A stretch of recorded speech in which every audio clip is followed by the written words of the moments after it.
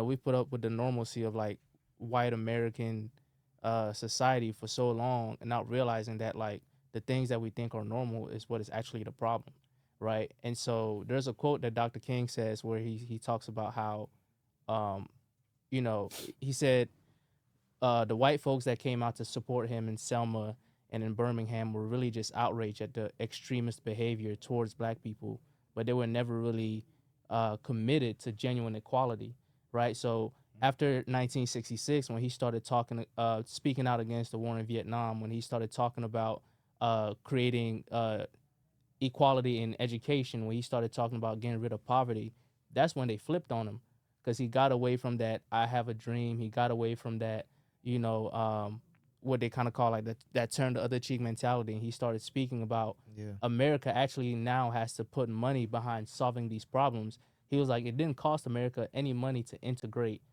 restaurants or to integrate buses or to integrate a public park, but it's going to cost money to get rid of poverty. It's going to cost money to pay black people reparations, and that's what America doesn't want to do. So that's one of the things that that I think has been kind of sitting on my mind a lot, is like, especially with Dr. King, MLK Day just passing, is like we always celebrate, Dr. King's "I Have a Dream" speech, but that was in 1963. He died and he was assassinated in 1968. So that time between 1963 and 1968, I think, are some of the most important years of Dr. King's life, and where he did a lot of his political maturity, because Malcolm X was assassinated in 65, right?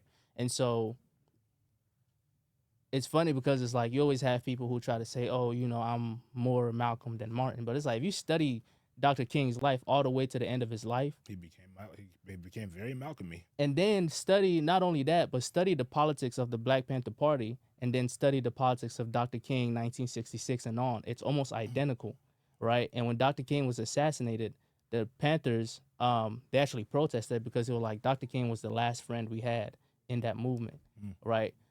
So that says a lot about who Dr. King was before. And the last sermon he was supposed to give this sermon the day, I think, after he got assassinated, and it's a sermon called "Why America May Go to Hell."